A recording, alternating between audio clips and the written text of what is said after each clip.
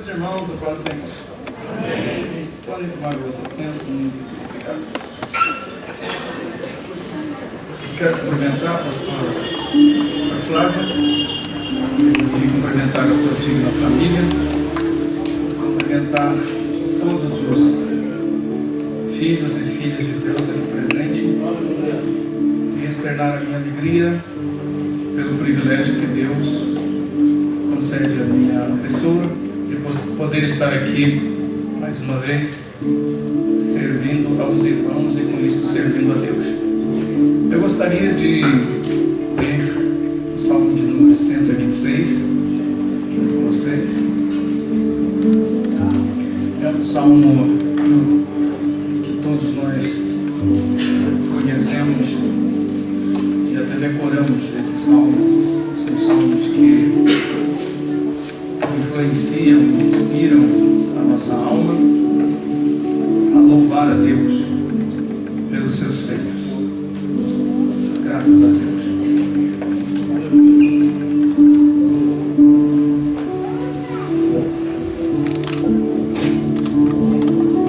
Aqui,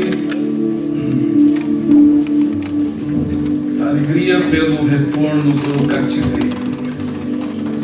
Quando o Senhor trouxe do cativeiro os que voltaram a Sião, éramos como os que sonham. Então a nossa boca se encheu de riso e a nossa língua de cântico. Então se dizia entre as nações: grandes coisas fez o Senhor a estes, grandes coisas fez o Senhor por nós, pelas quais estamos alegres. Amém.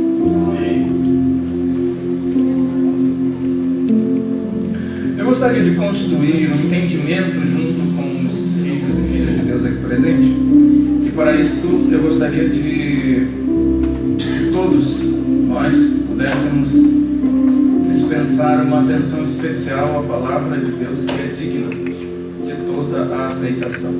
A atenção não deve ser dispensada ao pregador, mas a palavra que é pregada, ela é digna de ser aceita, e todos que ouvem a palavra de Deus são de Deus.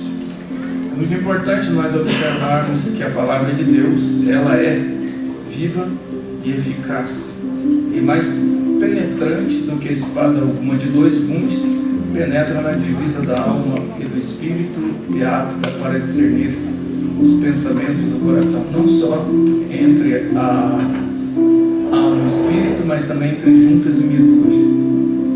E pela palavra de Deus, tudo que existe veio a existir. É essa palavra que traz à existência o inexistente.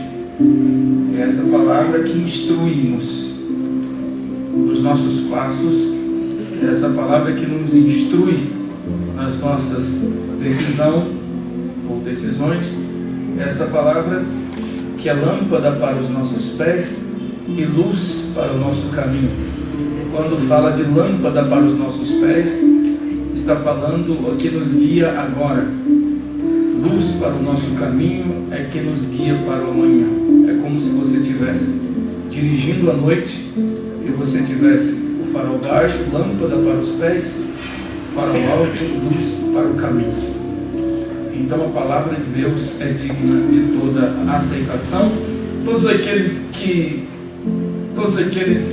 se dispõem, todos os que se entregam, todos os que se dedicam à palavra de Deus têm resultados esplêndidos, maravilhosos na sua caminhada.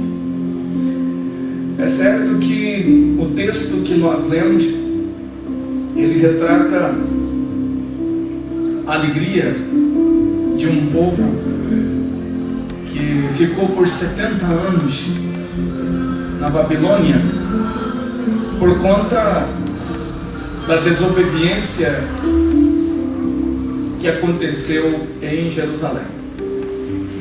Mas para nós construirmos entendimento, vamos voltar um pouco quando Deus chama Abraão, ele ainda é em Ur dos Caldeus. O Senhor disse a ele: sai da tua terra, da tua parentela, da casa do teu pai, e vai para a terra que eu vou mostrar para você. Depois o Senhor continua falando com ele e diz: eu farei de ti uma grande nação, e engrandecerei também o teu nome. Mas a tua semente, essa nação, ela vai ser cativa no Egito por 400 anos. Depois eu mesmo vou descer, vou tirá-los de lá com mão forte, vou punir os seus exatores e vou conduzi-los para uma terra boa, larga e que emana leite e mel. A nação nem existia ainda, o povo ainda nem existia. Deus planejou tudo. Posteriormente, então, Deus abre a madre da esposa de Abraão, que era Sara, e dá a ela o Isaac. Mas, logo em seguida, alguns anos depois, o Senhor pede ao Abraão que ele leve um menino, um moço, para ser sacrificado no Monte Moriá. O Senhor pede e diz assim: o filho a quem você ama. O Senhor mexe no coração de Abraão naquele momento. E apesar de Abraão ter outro filho chamado Ismael, o Senhor diz a Abraão: teu único filho. Mas por quê? Abraão não tinha Ismael? É porque Deus só contabiliza aquilo que Ele dá. Na contabilidade de Deus só é registrado aquilo que Ele dá. Aquilo que nós conquistamos como trapaceiros, Ele não contabiliza. Aquilo que nós conquistamos através da corrupção, Deus não contabiliza. Aquilo que nós conquistamos através dos nós que nós podemos dar, Deus não contabiliza. Então esse é o teu único filho, aquele a quem tu amas. Então Deus pede, mas Deus jamais vai pedir algo sem antes nos ter dado. Se você for ler o livro do Gênesis, lá no capítulo 1, capítulo 1, 2 e 3, você vai observar que ele vai dizer: eis que eu vos tenho dado. Eis que eu vos tenho dado toda semente. Deus deu ao homem alimento. Eis que eu vos tenho dado. Então Deus já chega dando, mas também no relacionamento que o homem tem com Deus, não é só troca de versos ou conversar. Quando Deus coloca o Adão no Éden, Deus conversava com Adão, trocava versos com Adão. E Deus tem prazer em trocar ideias com a gente. Há muita gente que não desfruta dessa oportunidade que tem de conversar com um ser absolutamente grande, superior, infinitamente, o Criador dos céus e da terra. E nesse relacionamento, nessa troca de versos que Deus tem com a gente, nessa conversa que Ele tem com a gente, Ele nos trata como humanos que somos, enquanto que a gente precisa aprender a trocar ideias com Ele como Deus. Ele Deus e eu humano. Como eu não posso subir no céu para trocar ideias com Ele, Ele desce no meu nível para trocar ideia comigo. Então, Ele não vai falar nada. Ele não vai falar de nada, pedir nada. Ele não vai me ordenar nada fora da realidade da minha humanidade. Então, Deus troca versos com Adão, mas também quer trocar valores com Adão. Ele quer que Adão entregue a ele alguma coisa, mas como Adão vai entregar a ele alguma coisa se ele não recebe? Então Deus coloca no Éden a árvore do conhecimento do bem e do mal. Não era a árvore má, a árvore do conhecimento. Deus plantou, assim como plantou outras árvores. Então, toda vez que Adão e Eva chegassem diante da árvore do conhecimento do bem e do mal, que estava ao seu alcance, mas não à sua disposição, toda vez que eles chegassem diante daquela árvore e desejassem comer daquela árvore, mas se lembrasse que Deus disse não, e eles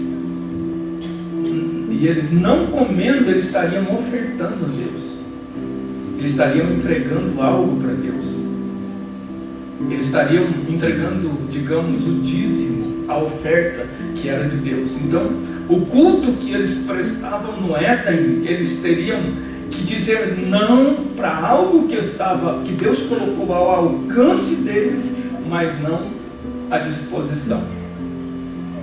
Então Deus se alegrava com isso. Deus se alegrava, pois o desejo que eles tinham de comer daquela árvore não era mal, porque Deus fez o homem com 613 desejos. Esses 613 desejos, então ele estabelece leis por causa dos desejos. Por isso, no Pentateuco nós temos 613 leis por causa dos desejos. 360 desejos, 365 desejos desses são proibitivos, 248 são descritivos, ou seja, 248 é sim, 365 é não, mas existe um desejo. Quando ele diz assim: quem quiser vir após mim, faça o quê? Negue o seu si mesmo, porque o seu si mesmo tem desejos que são proibidos. Tome a sua cruz de cada dia e siga-me. Quantos dias tem um ano? 365 dias.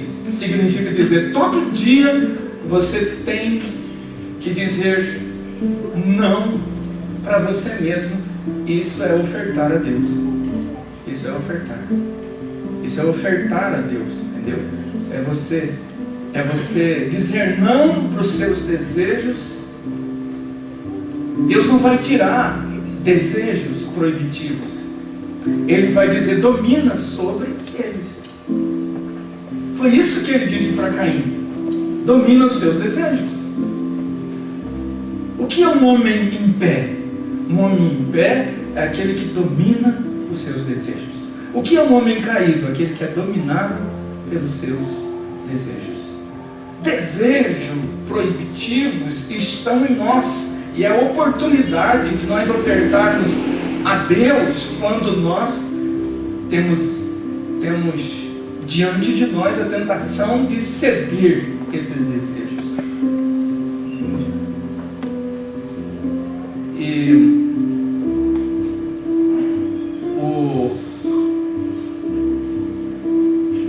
o Abraão, ele está levando o menino para ser sacrificado, mas ele não está de bom grado. Oh, que alegria que eu estou! Por quê? Porque o menino é uma preciosa semente, e aquele que leva a preciosa semente sempre é andando e chorando, é contra os seus próprios, a sua própria vontade. Aliás, agradar a Deus consiste em exatamente não fazer a minha vontade. É um escândalo, mas o próprio Jesus, ele nos dá a ideia de que ele tinha uma vontade como humano que não coincidia com a vontade de Deus. Ele diz assim: eu não vim para fazer Então ele tinha um. Eu não vim para fazer a minha vontade, mas eu vim para fazer a vontade do meu. Então, observe que ele fala de uma vontade que ele tinha que negar. No Getsemane, Pai, se possível, passa de mim esse cálice, todavia. Então, agradar a Deus consiste em dizer não para os meus desejos, para as minhas vontades. Seja feita a tua vontade, assim na terra como no céu. Então, culto, ele estava indo oferecer um culto a Deus. Eu não sei se eu termino, tá? Mas tudo que eu puder, tudo que eu falar aqui, eu quero explicar o máximo possível, porque se eu falar 30% dessa mensagem, eu quero que 30% seja entendido, compreendido e fique gravado na tábua do coração. Aleluia. Eu não preciso começar e terminar a mensagem, eu preciso que você entenda tudo aquilo que for dito aqui. Então, o Abraão, ele está levando, mas ele está negando si mesmo. Ele está indo prestar um culto dos mais absurdos. É um culto dos mais absurdos, mas ele sabe que é para o Deus do impossível. Por que esse culto é absurdo? Esse culto é absurdo porque o próprio Deus disse que não aceita sacrifício humano. Então o culto é um absurdo, porque o próprio Deus chega para ele e fala: mata o seu filho para mim. Quando eu vejo Abraão, eu vejo ele crendo contra a própria esperança. Você sabe o que é? O sujeito, ele tinha uma sensibilidade, um discernimento tão profundo da voz de Deus, que mesmo quando Deus pede algo que parece contrariar Deus mesmo, ele não duvida. Porque ele vai dizer, ele podia dizer assim: peraí, eu vou ter que fazer uma prova, porque não é possível. Será que é Deus mesmo? Mas ele tinha um discernimento.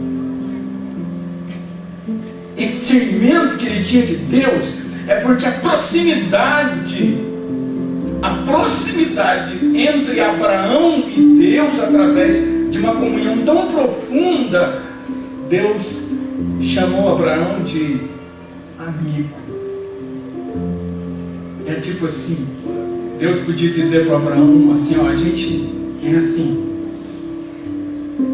a gente sabe segredo um do outro, a gente troca segredos. Queridos, Deus quer ser o nosso confidente. Aleluia. Entendeu?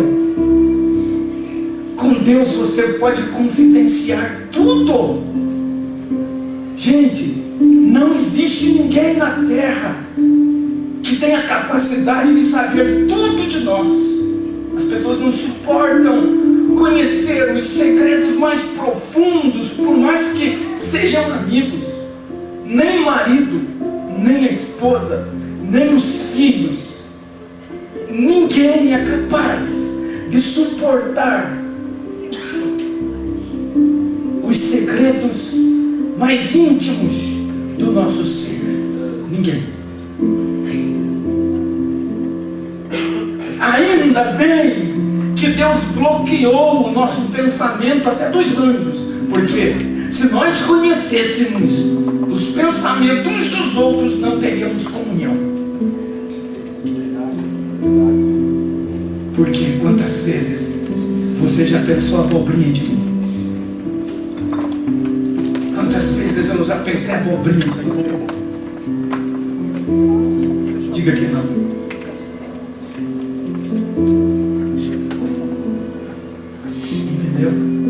Mas aquele que ainda antes que a palavra chegasse à minha boca, ele já conhece, ele sabe tudo que você pensa, e ele pode conversar com você a respeito de tudo, absolutamente tudo. de tudo que você pensa.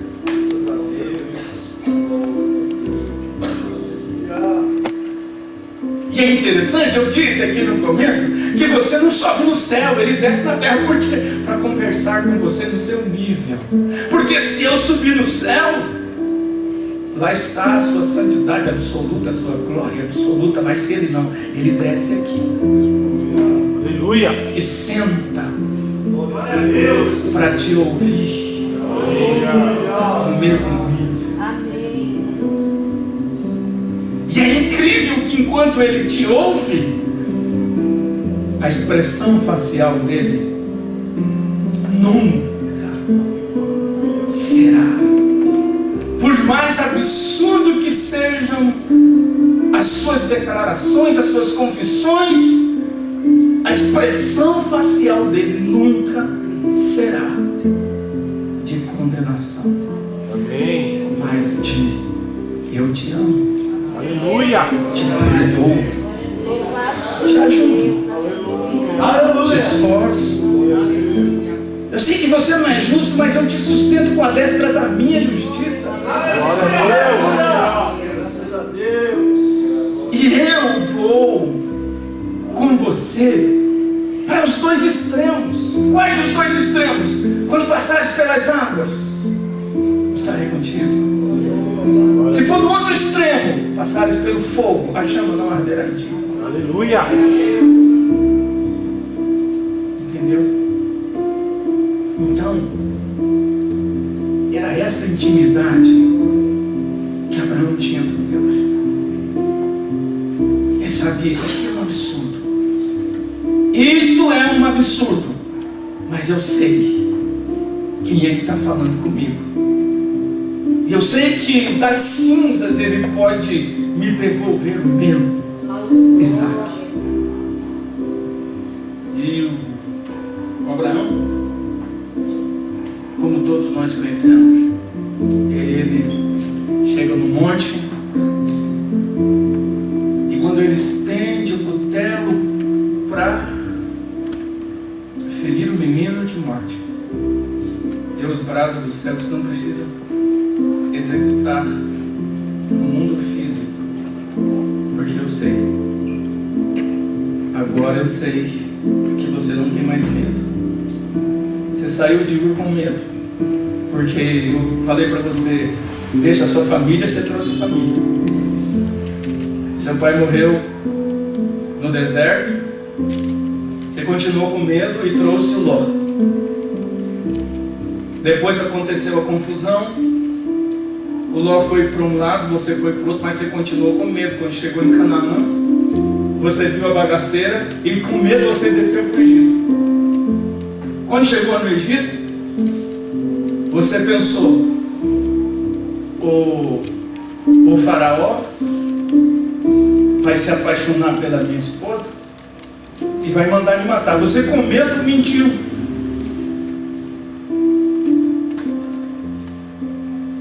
Eu prometi Isaac. O tempo passou, você com medo. Junto com a Sara, travou o caminho e o resultado é Ismael. Mas agora chegou a um ponto que eu sei agora que você não tem mais medo. Então aqui começa tudo. Aqui eu posso estabelecer a partir desse princípio o projeto que eu tenho com você, porque agora eu sei que você não tem mais medo, porque você não perdeu nem mesmo o seu filho. E para Deus, o Abraão tinha matado o menino. Por quê? Porque, eu não sei se eu disse aqui uma vez, se eu disse, eu repito, que a oferta, antes de morrer no altar, ela tem que morrer no coração. O culto, antes de ser oferecido aqui, ele tem que ser oferecido aqui. Eu tenho que trazer o culto pronto e aqui manifestar o culto que já ofereci aqui. Essa é a manifestação do culto que já ofereci aqui. É tal como aquela mulher que soube que Jesus estava em um determinado lugar e ela diz assim: quer saber? Eu vou lá, mas eu vou levar um culto daqui. E sabe, aquele culto que ela ofereceu, um vaso de alabastro, ela trouxe de casa. Aquele não era culto de um dia, aquele era a manifestação de um culto de 365 dias. Entendeu? Aquele culto estava sendo preparado por ela há um ano. Todos os dias, quando ela trabalhava, ela depositava, digamos, um valor. Era o culto. O culto estava pronto. O culto de um ano estava pronto. Então ela traz e oferece a Deus. Sabe, culto de quantos anos representava o Isaac? No mínimo de 33 anos. Estava sendo preparado. Então Deus não vê o culto nosso como um momento aqui. Ele vê o quanto foi difícil para você não apenas sair da sua casa. Ele sabe o quanto foi difícil para você permanecer firme até hoje. Porque é isso que representa para Deus. Não representa eu vir aqui apenas e, esse é um momento. Para mim pode ser um momento, mas para Deus tem valores que os nossos ouvidos não ouvem, que os nossos olhos não veem, que a nossa boca não consegue dizer e o nosso coração não consegue perceber. Era isso. Mas continuemos. Então, oferecido o culto, ele desce e o plano de Deus continua. Surge de Isaac a grande nação chamada Israel. Nação essa que Deus escolheu para que fosse manifesta ao mundo o seu poder, a sua palavra e o Messias. Mas chegou a hora desse povo ser levado para uma terra chamada Egito, aonde eles seriam tratados como escravos. E Deus viabiliza essa ida do povo para o Egito através de José, o menino da túnica colorida, como todos nós sabemos. José vai para o Egito? Não, José não vai para o Egito. José foi levado. Ele não foi. Porque existe uma diferença, por exemplo, a gente às vezes, eu cheguei até aqui. Eu não cheguei até aqui, Deus me transportou até aqui. Porque quantas vezes nossas mãos cansadas, nossos joelhos esconjuntados, quantas vezes você disse: eu não aguento mais, e Deus sabia que era verdade. Eu aguentei? Não, eu não aguentei. Ele me transportou. Ele me carregou. Ele me fez passar. Então eu fui conduzido. Então os filhos de José não foi para o Egito. José foi levado. Ir é quando você deliberadamente escolhe aquela direção. Existem direções que nós não escolhemos. Deus vai nos conduzindo através das situações e nem através da voz. Porque Deus não precisa falar quando Ele não quer. Ele deixa acontecer. Ele vai deixando acontecer. E aliás, Ele vai deixando acontecer coisas absurdas. É ou não é? Ele vai deixando acontecer coisas absurdas e nós não entendemos. Como assim? Se Deus tem um plano maravilhoso na minha vida, então por que, meus irmãos, me perseguem assim? Por que me jogam na cova? Mas espera aí, José, você sonhou com a cova? Não. Então você não vai ficar nela.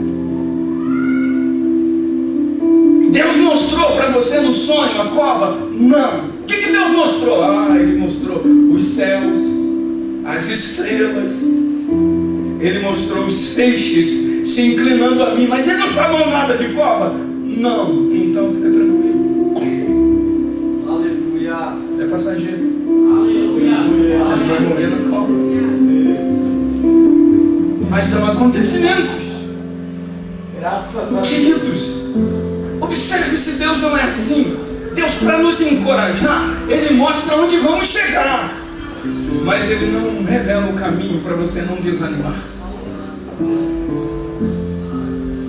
E por que Ele mostra onde eu vou chegar? Porque toda vez que houver uma cova no caminho, de lá debaixo da cova Ele vai me fazer enxergar o que Ele me mostrou. Então, isso vai me encorajar. Quando as coisas absurdas começarem a acontecer na sua história, nunca conclua precipitadamente que Deus está longe, porque Ele está bem perto, conduzindo-nos através de situações absurdas, tão absurdas, que a mente humana não é capaz de encaixar na sua matemática, na sua ciência. Olhe a Bíblia e todo o contexto sagrado, uma infinidade de personagens que estão incluídos na genealogia do Mestre. Você não os incluiria nunca, porque eles pisaram no tomate várias vezes. Mas Deus vai dizendo assim: vocês não entendem, mas isso aí é meu. Glória a Deus. Aleluia.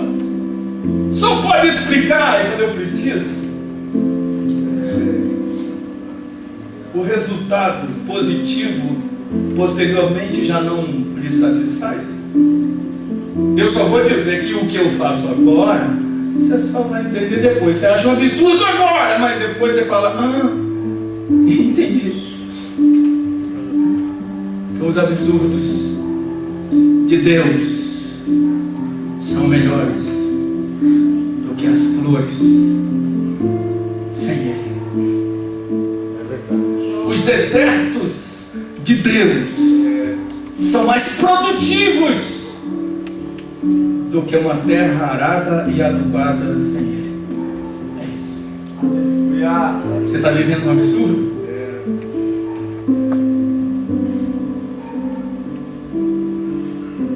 Ele te mostrou esse absurdo? Não. Então o que Ele mostrou? Uma vez Ele chegou para mim e disse para mim: eu tenho algo grande, maravilhoso na sua vida. Então o que Ele falou vai prevalecer em detrimento ao absurdo que você está passando. Foi isso.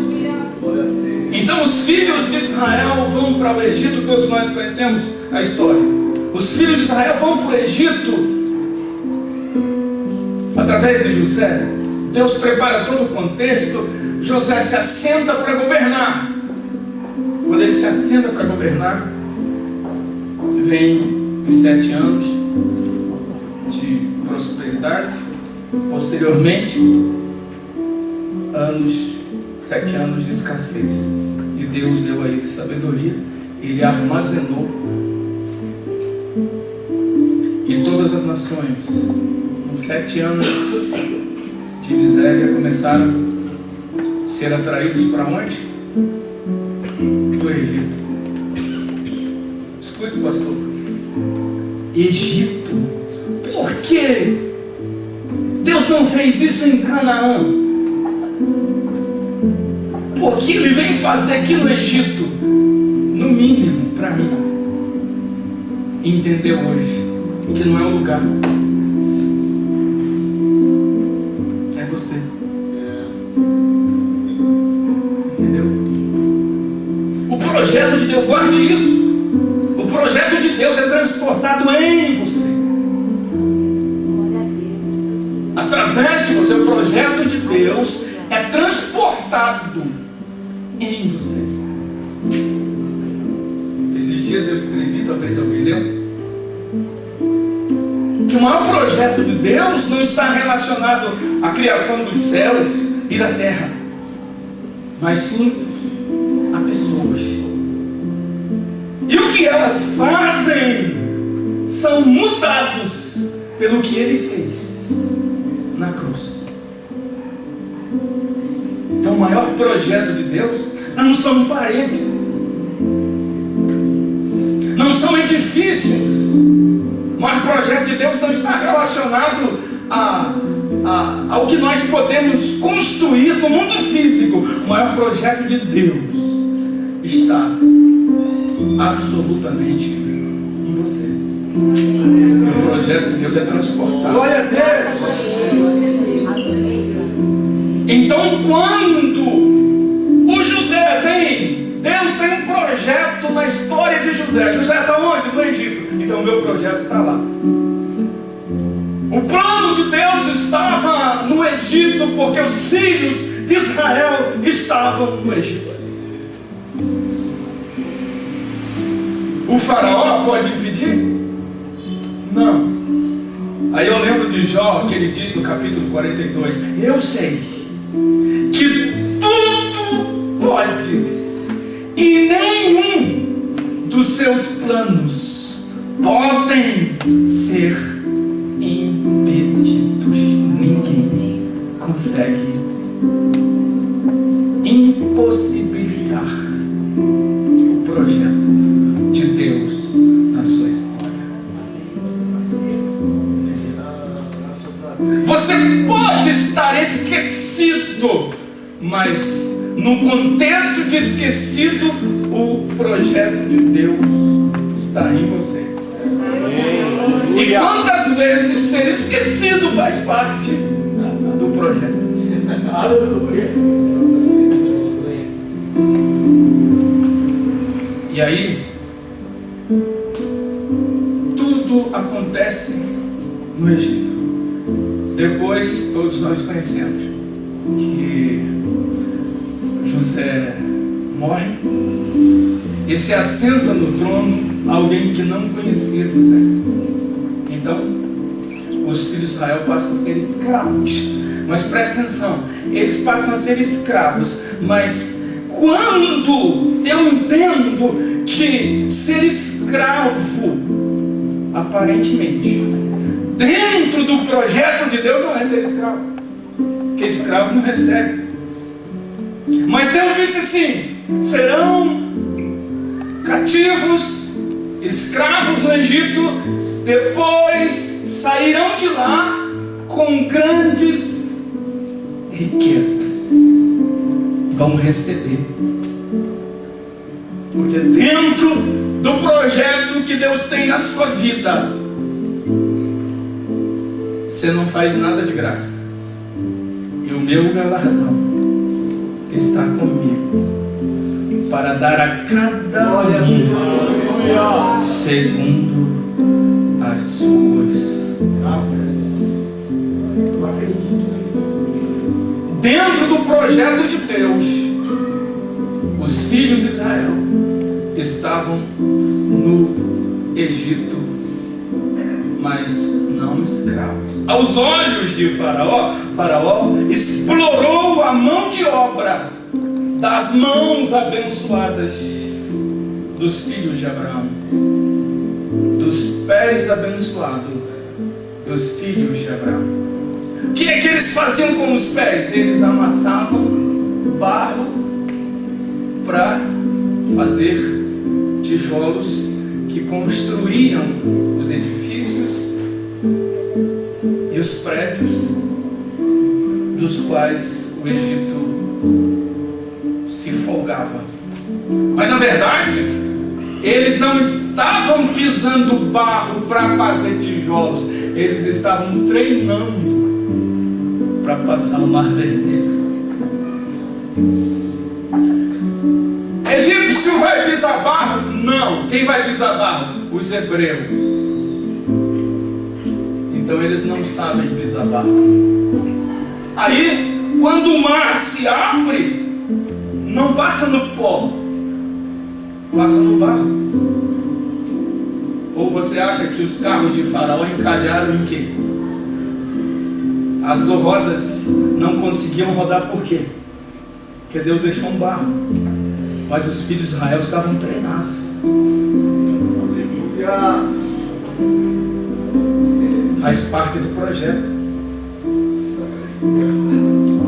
Aleluia! Deus de poder. As maiores vitórias que Deus vai te dar no caminho tem a ver com a humilhação que você está vivendo agora. É só um treinamento. É verdade. Isso não é confortável? Aleluia. Não vai morrer. É treinamento para viver. Quem vai morrer é quem não sabe beijar. Sabe? Aí eles entram, mas eles não têm habilidade. Eles encaram e o mar se fecha. E do outro lado, quem pisou barro, supostamente como escravo, se reúne e vamos cantar o hino da vitória. Aleluia. Muito bom!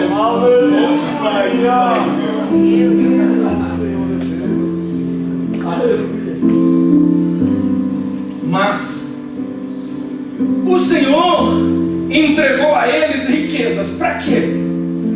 Para eles se gabarem da riqueza que tem? Não, não. Lembra? O Senhor entregou Isaac para Abraão ter um Isaac para entregar para ele.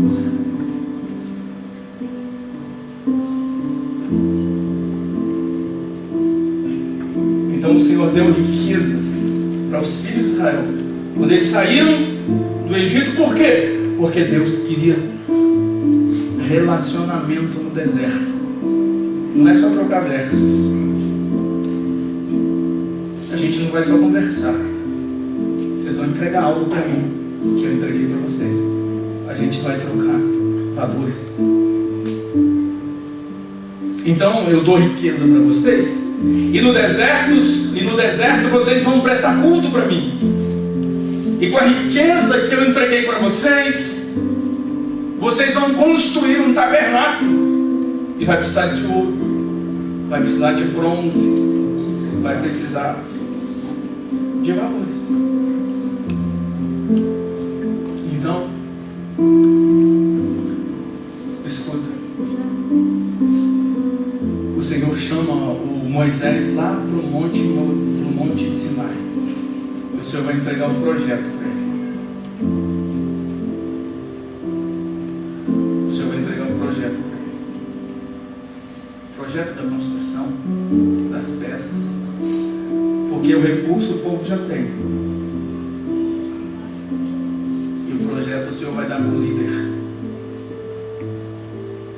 Enquanto eles estão sem saber o que está acontecendo com Moisés, Deus está entregando o projeto para Moisés para ser executado com o recurso que eles têm. Mas o fato de, quando eles saíram do Egito, alguns dos egípcios que se casaram, se misturaram com eles, começaram a disseminar a ideia egípcia. Peraí, vocês adoram um Deus que não vê? Vocês precisam imaginar como Ele é. Como que vocês imaginam que Ele é? O jeito que vocês imaginam, construam uma imagem. Aí então alguém disse: olha, na verdade a gente concluiu que ele parece simples. Ele é um quadrúpede. Então constrói um bezerro. Do quê? De ouro. A riqueza que Deus entregou para eles, para ofertar a Ele, eles desviaram para a idolatria e começaram a chamar de Jeová. Quando Moisés desce de lá com um projeto, ele fica desesperado, ele fica tão irado que ele manda destruir o bezerro, fazer pó. Vocês vão engolir isso aqui. Irmãos, veja se não parece com os dias de hoje. As nossas riquezas, os recursos que Deus viabiliza através de nós. Quantas vezes nós aceitamos a proposta de desviar para bezerros de ouro? Esses bezerros de ouro, eles não são lá de fora. Eles são lá de fora, mas eles estão dentro do nosso contexto. Mas deixa isso para lá. E aí o Senhor ordena que Moisés construa o tabernáculo. E o tabernáculo constituía de 3 ambientes, chamado o lugar lá fora, o átrio, aqui o lugar santo e depois o lugar santíssimo. A ordem era que lá no lugar chamado átrio, logo na entrada, se colocasse um altar chamado altar do sacrifício. Logo em seguida, no mesmo ambiente chamado átrio, estava uma pia de bronze, que por sinal essa pia foi uma oferta das mulheres, porque elas ofertaram o espelho. O espelho das mulheres era um bronze polido, não era como o de hoje. Então elas ofertaram seus espelhos e para ser construída a pia de bronze. E dentro do lugar chamado santo estava uma mesa com 12 pães. E essa mesa com 12 pães, 6 e 6, eram 5 de trigos e 7 de cevadas. Por isso Jesus vem e multiplica quantos pães? 5 e 7. 12 pães ele multiplicou. Dentro do contexto do tabernáculo antigo, só o sacerdote poderia fazer parte. Mas agora ele vem, multiplica os 12 pães e entrega a todos e diz: agora eu vou fazer de vocês todos sacerdotes. Essa mesa também, ela fala da comunhão entre os irmãos. Ela também fala da palavra de Deus. E aqui, desse lado, está o castiçal de 7 pontas, que era a luz que iluminava esse ambiente. A luz que ilumina o ambiente externo, átrio, se chama sol, luz natural. A que iluminava o lugar santo era luz artificial. Mas no lugar santíssimo era extremamente escuro. Não havia nem a luz do sol e nem a luz do candeeiro. Mas por que Deus descia lá e não aqui e não lá? Por que no lugar que Deus vai descer não tem luz? Porque Ele,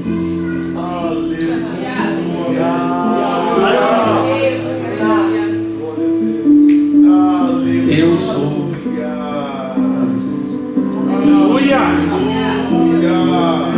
Aleluia. E quem me segue, de maneira nenhuma andará em trevas.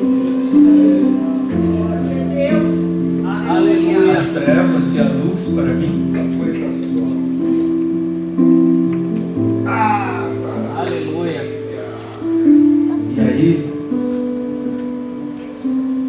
quem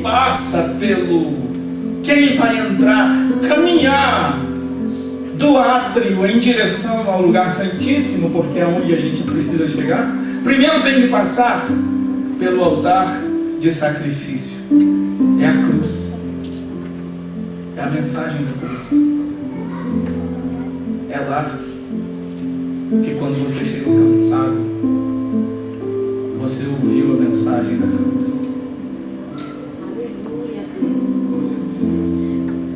É lá que você entendeu que Ele morreu por você. Aleluia.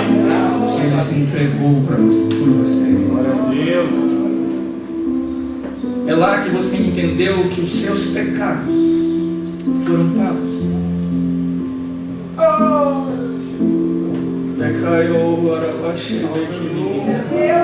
É lá. É por causa disso que é muito profundo a gente dizer: sim, eu amo uma mensagem.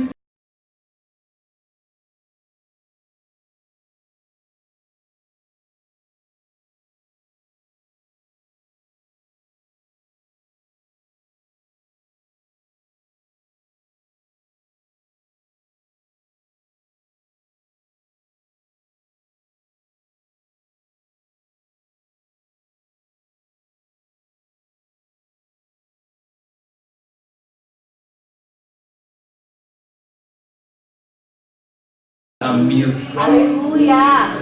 O que fala? O que é a mesa? A mesa fala, quando você se assenta com alguém na mesa, você está comungando a mesma ideia, o mesmo sentimento, a mesma fé, a mesma direção, o mesmo pensamento.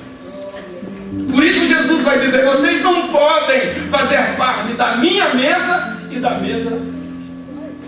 Você não pode sentar em duas mesas.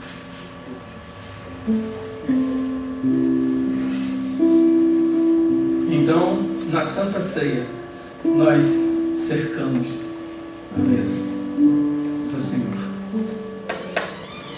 e temos comunhão. E aí, se andarmos na luz, que é Ele, e termos comunhão na mesa uns com os outros, comer do mesmo pão, do mesmo corpo, então o sangue de Jesus Cristo nos purifica de 50% dos pecados. É assim? De todo. Quando ele diz de todo, é aquele pecado que está perturbando a sua mente agora, a sua consciência, está incluído. Todo. Aleluia. É aquilo que você fez, que quando você dobra os seus joelhos, Satanás fica. De tudo. Nos purifica de todo pecado. O sangue de quem?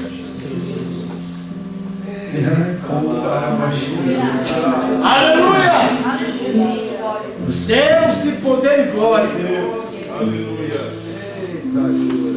Sai como até receber de que ele vai dar. Senhor da glória. Maravilha. Deus te trouxe hoje aqui para você sentir o amor e o perdão. Aleluia. Seja livre Aleluia. dessa condenação. Glória a Deus. Portanto, agora nenhuma condenação há para os que estão em Cristo Jesus. Se o teu coração te condena, maior é Deus. Aleluia. Não foi de graça ao altar do sacrifício. Ele sabe que você, para entrar no santo, não poderia entrar se ele não descesse, não saísse do Santíssimo e fosse lá no átrio morrer por você. Aleluia. Então se assente na mesa. e coma do pão. Aleluia. Se assente na mesa Glória a Deus. e tenha comunhão. Aleluia. E é nesse ambiente que está o candeeiro, ele é o Espírito Santo.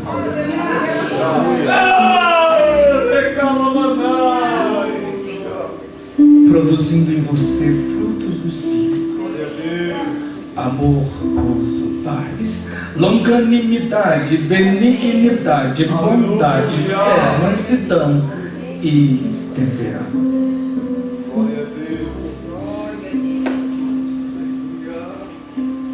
É nesse ambiente que você pode ser cheio do Espírito Santo. Porque logo em seguida, bem próximo do véu que separa o Santo do Santíssimo, está o altar de incenso. É onde a fumaça do culto vai ser produzida e vai chegar às narinas. Aliás, Deus nem nos ouve no culto pelos ouvidos, Ele nos ouve pelo nariz. Seja agradável, Senhor, as tuas narinas, a minha oração. Agora eu pergunto para você, o que é mais profundo? Ouvir ou inalar? Quando alguém ouve, pode ouvir por aqui, soltar por aqui, mas quem inala, vai para o íntimo. O que nós estamos fazendo aqui hoje está indo para o íntimo. O íntimo de Deus. Oh, aleluia. E quando eu digo íntimo de Deus, eu também posso dizer, nós nos tornamos assim, íntimos de Deus. Porque você vai na íntimo, assim. Ele nada e vai na intimidade dele e vai como cheiro suave. Mas e os meus pecados? Na cruz. Deus não atende pecador. É verdade. É verdade. Então Deus não vai me atender. Não. Você não. Por isso aquele que morreu na cruz deu uma dica. Pessoal, quando vocês entrarem lá, entrem no meu nome. Vou conversar com ele no meu nome.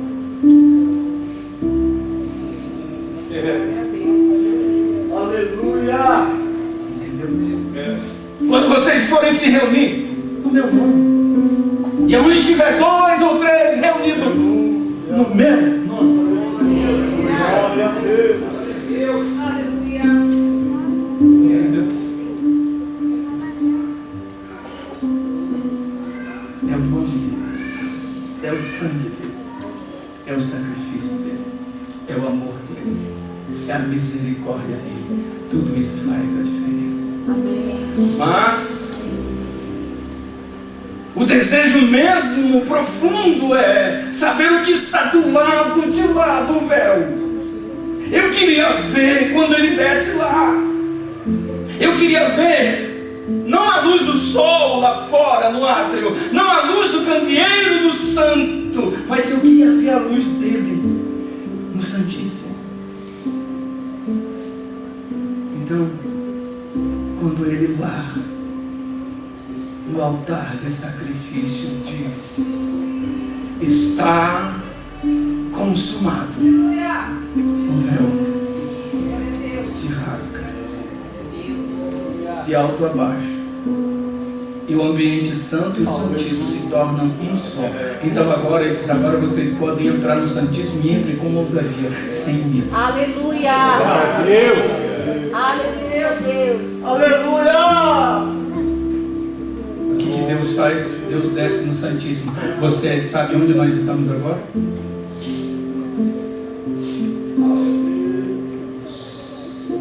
Nós estamos no Santíssimo. sabe por que você está tendo prazer nesse momento em ouvir essa palavra? Aleluia.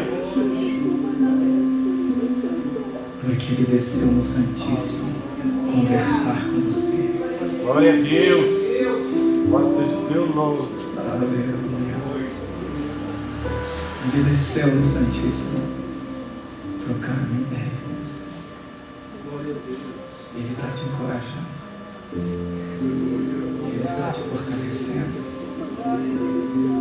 Ele está te ensinando. Ele está te orientando.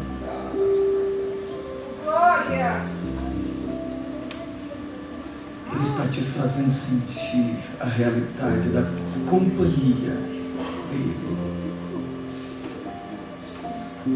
Então, você não foi para o céu, mas ele desceu aqui. Aleluia.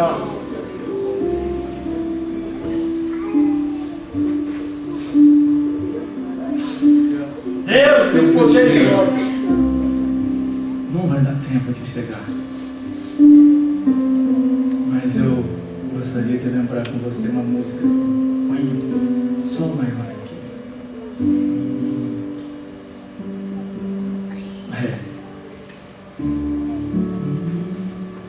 Perto quero estar, junto aos seus pés, pois prazer maior não há que me render e te adorar. Tudo que há em mim eu vim pra te ofertar,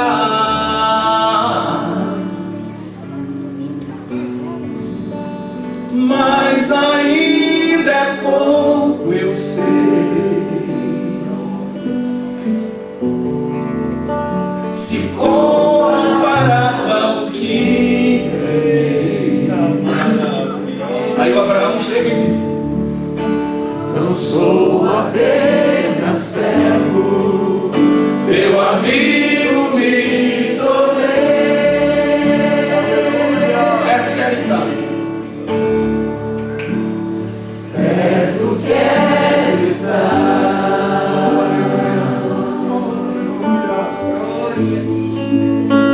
bem junto aos teus pés,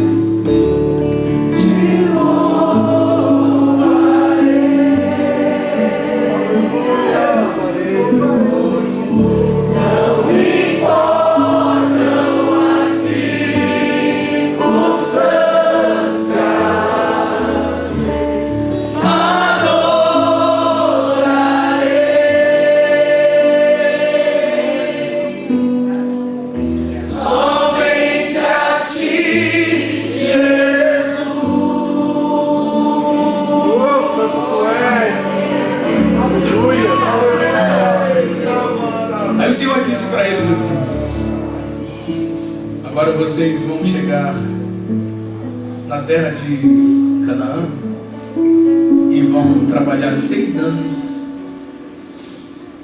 e vão guardar o 7º ano, o ano chamado sabático. Vocês vão dar descanso à terra. Eles chegaram a uma terra que manda leite e mel, terra boa e larga. E eles começaram a produzir e se empolgaram. Ficaram 490 anos sem guardar o ano sabático. Estavam em Jerusalém. E nesse contexto foi construído o grande templo, o templo de Salomão. Eu já termino. O templo de Salomão foi construído com ouro, pedras preciosas. Então todos tinham prazer em estar no templo de Salomão. Mas com o passar do tempo, por causa da desobediência, eles começaram a honrar mais o templo do que o Senhor. Então eles começaram a dizer: templo, templo, templo do Senhor, quando deviam dizer Senhor, Senhor, Senhor do templo. Então o templo começou a ser um amuleto, uma idolatria, tal como o bezerro de ouro. Então Deus levanta Jeremias e começa a profetizar: eu vou acabar com essa palhaçada, desculpa a expressão. Eu vou acabar. Babilônia vai vir, vai destruir o templo. Jerusalém vai queimar as casas, tudo vai virar uma cinza. E vocês vão ser cativos em Babilônia. Jeremias, o profeta melancólico que não reservava suas lágrimas quando nas suas profecias. Mas havia um pregador chamado Pazur. O Pazur era aquele que pregava o que o povo queria ouvir. O povo amava Pazur e desprezava Jeremias. Mas o tempo passou. A panela que fervia do lado do norte entornou e a cidade fora destruída, o templo, e eles foram cativos em Babilônia. E lá eles entraram em depressão, penduraram as suas harpas no salgueiro, e os babilônicos diziam para eles: cantem uma música, façam culto aqui para a gente ouvir. E eles estavam tão deprimidos, só sentindo saudade do tempo e do tempo. Mas um dia, quando venceu os 70 anos, eles voltaram, Deus os trouxe de volta. Aí o texto vai dizer que eles estavam como os que sonham, não parecia real. Me belisca. Presta atenção. Quando eles foram para o Egito, plano de Deus. Babilônia, desobediência. Mas mesmo assim, o projeto de Deus foi transportado de Jerusalém temporariamente para Babilônia. Foi lá que Ezequiel recebe as revelações. Foi lá que Daniel recebe as revelações mais profundas escatológicas. Foi lá. Foi lá que ele desceu na fornalha de fogo. Foi lá que ele fechou a boca dos leões. Foi lá. Eu quero dizer uma coisa para você. O contexto que você pode estar vivendo pode até ser um contexto que você foi transportado por causa da sua desobediência, mas mesmo assim, o projeto de Deus foi transportado para dentro desse contexto, para Deus guardar você. Creio, Senhor. Porque vai ser temporário. Glória a Deus. Vai voltar. Jerusalém vai ser reconstruída. Os muros vão ser reconstruídos. E aliás, quando eles voltarem, eu termino rápido, tá? Pelo amor de Deus, me ajude tendo paciência, porque aí eu não preciso falar no outro dia sobre esse assunto. Então presta atenção. Quando eles voltaram para Jerusalém, Esdras, Neemias, Zorobabel, Josué, Ageu. Quando eles voltaram, eles vão agora, o que a gente vai fazer? Reconstruir. Então, eles vão reconstruir o templo. Porém, quando eles estão no alicerce, eles desanimam. Por quê? Porque eles ainda tinham saudade do grande templo de quem? De Salomão. Então eles começaram a comparar e desanimar. Mas nesse contexto, Deus levanta Ageu e faz uma reunião com eles. E diz assim: ei, quem é de vocês que viu esta casa na sua primeira glória? Eu. Então compare. O que é esta casa comparada com aquela? Eles disseram: nada. Absolutamente nada. Por quê? Porque a gente não tem Salomão. A gente não tem ouro. A gente não tem prata. Mas assim diz o Senhor dos exércitos: a glória desta última casa será maior que aquela. Mas como assim? Nós não temos Salomão, nós não temos ouro. Essa casa vai ser construída de pedra e de madeira. Como que a glória será maior? Sabe por quê? Posteriormente, entrou naquele tempo de pedra, de madeira, homem simples, nasceu em Belém, foi para Nazaré, cidade de uma moça, um galileu, entrou ali. E ele pôde dizer: estar aqui. Quem é maior do que Salomão? Aleluia! Aleluia! Aquele que pôde dizer: Aleluia! Salomão recebeu prata, recebeu ouro, mas minha é a prata. Aleluia! É o ouro. Sabe o que ele está dizendo para você hoje? Ele está entrando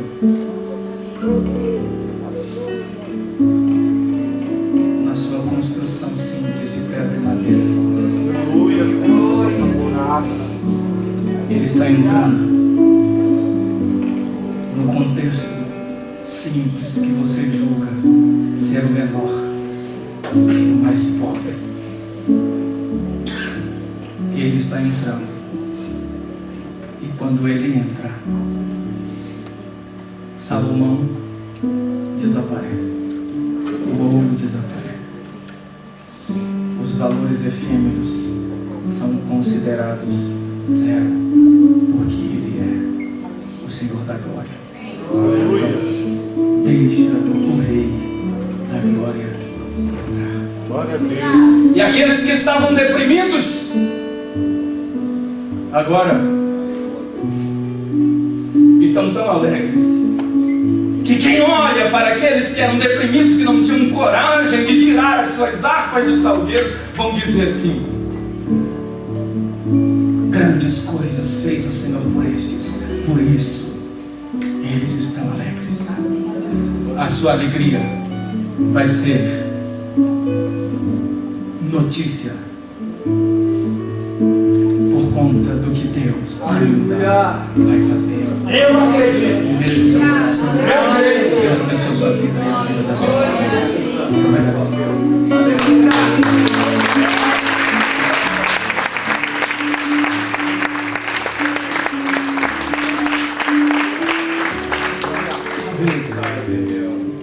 Você esteja aqui hoje. Você entendeu que você só está aqui porque o projeto de Deus está sendo transportado através de você. Talvez você se afastou. Todos nós somos humanos, nos entristecemos. Mas o Senhor quer restaurar a sua Jerusalém hoje. Quer restaurar os muros, tudo aquilo que foi queimado, destruído. O Senhor quer restaurar hoje.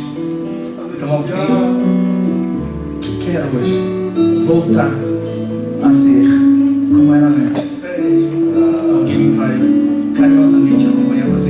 nós vamos orar por você.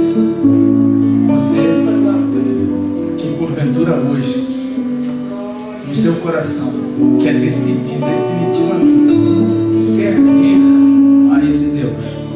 Eu não estou chamando você para mudar de religião. Estou chamando você para entregar definitivamente a sua vida na mão desse que te fez e que te comprou. Que de duas maneiras você não tem como fugir. Você é dele. Você é dele porque ele te fez. Você é dele porque ele te comprou. Você pode até não se entregar, mas sem ele você vive uma vida que não é sua. Você vive uma vida que é dele, fora da vontade dele.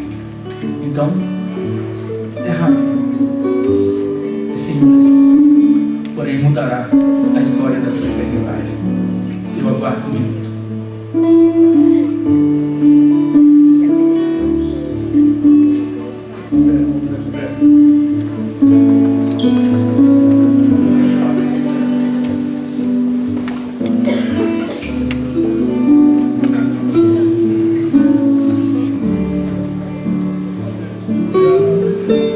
Quando a vida se torna difícil, quando você não se sente alguém, quando o desprezo invade tua alma, quando das marcas só restam feridas, quando o amor não é alcançado, quando o mundo te deixa de lado e o coração explode na dor, é hora de ter o Salvador, o Salvador. Ele é Jesus que por você morreu na cruz. Sua vergonha e seu desprezo ele levou. Carregue a sua cruz juntinho dele e a força dele te tornará. Sabe por quê? O amor que o mundo não te deu